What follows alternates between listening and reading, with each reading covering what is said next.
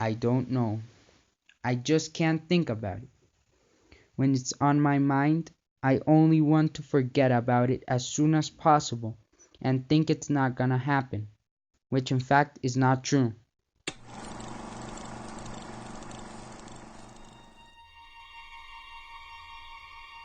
I'm not sure if I will eventually go into this mental war with humanity, or if I'll just sit here with my mediocre mind shutting down my complaints about all this stupidity.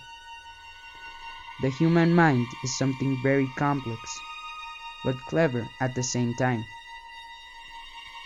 No one can fully understand the vibes and the feelings the atmosphere of your brain is expressing, even if they have the opportunity to see into your whole soul and mind. But at my age, you would still wonder, why do they make such beautiful place like the one we live in into an illogical and absurd factory of space and time? How should I know? Questions with no answers is what my universe is made of. But maybe I'm just exaggerating. Perhaps I'm just overthinking. What if this is all a preordained destiny, thought by the ancient ones? But still, it becomes ironic, because I'm still questioning myself and the world.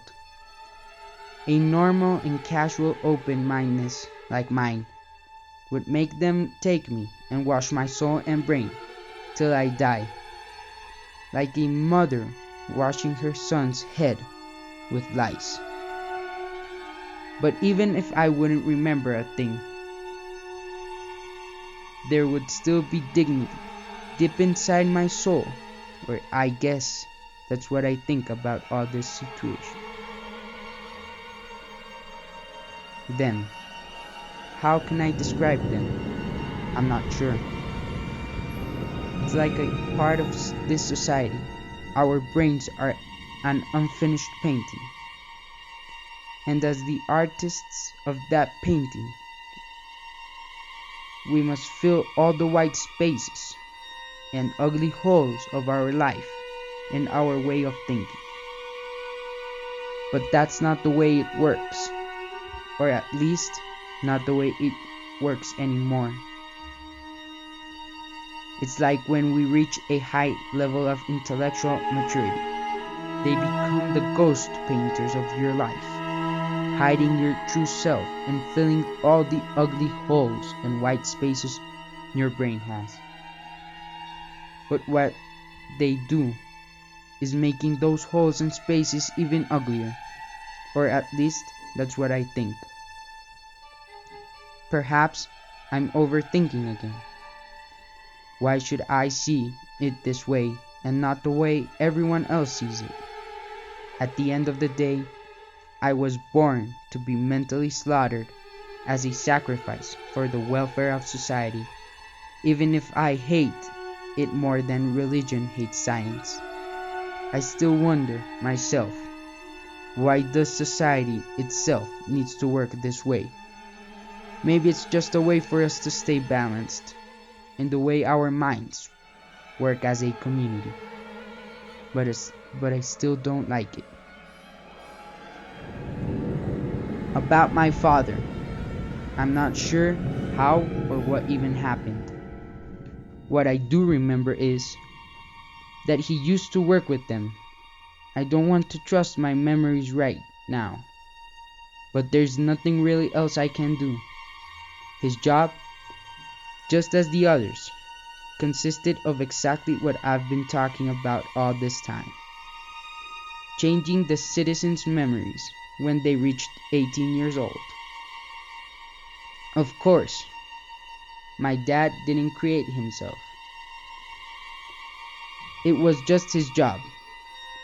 It was all made by the whim of the superior ones.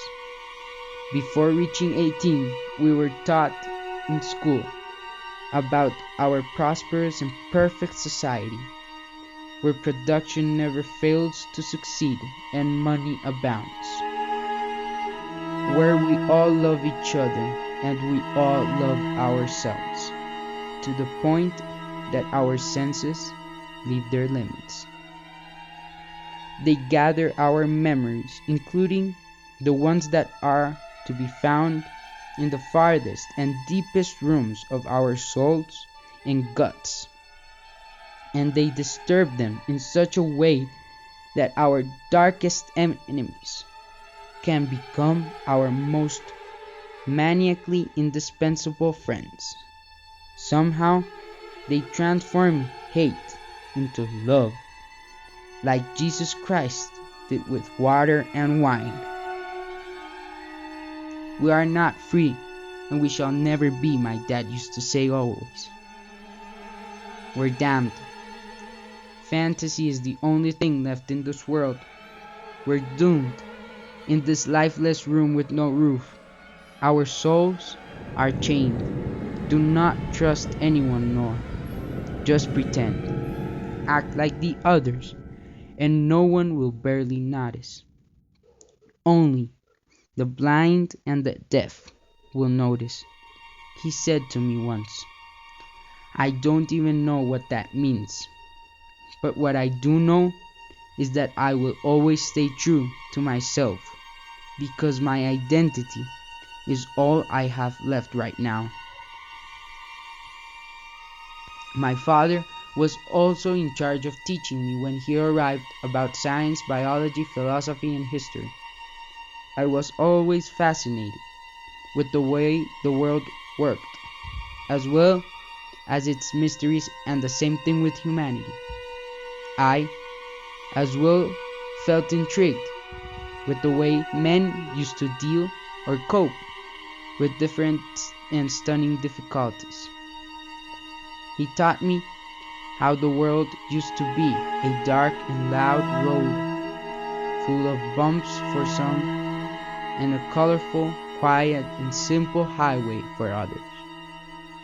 I fell in love with feelings, and I became obsessed with the fact that I could recognize the importance of feeling and how I could and felt relevant to frequently recall the colors and the vibes of each feeling and emotion. I liked how some of them could make you feel like a touch from a stranger in the dark, or maybe a drug cemented into your soul, or even maybe something worse, like a knife through your guts.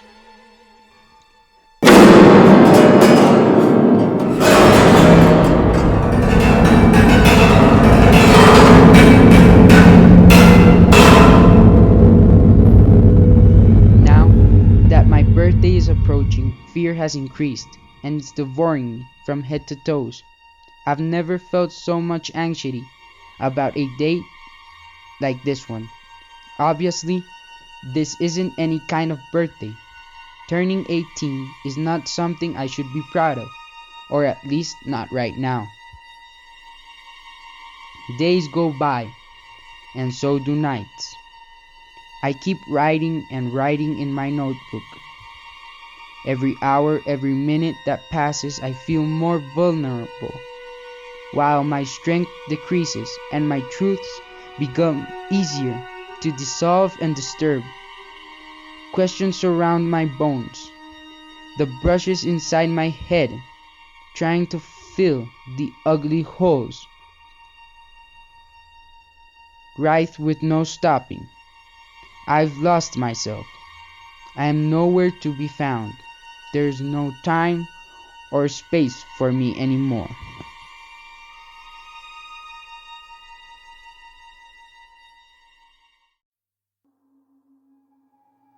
"12. The clock kept ticking until 12 came. It didn't feel like a number to me, or a time. It stops. I can't hear a single thing but my breathing. Then I suddenly feel alive again. I get it now. We're never waking up from this depressive nightmare. There is no such thing faker than the happiness humanity sits in this society. I know what they had done with the rest. But then I'll be here while I rot with them. I don't want that.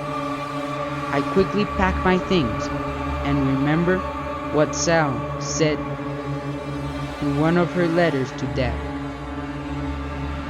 An insurgent field in the northern part of the city. Insurgents. Is that how and what I want to be defined like? I don't know. Time suffocates me, and I just want to remember. I step backwards. Agony invades my insides. I take a slow and deep breath. Someone knocks my door. They're here. But is this truly the end of my depressing journey? Or the beginning of something bigger? Only they'll know.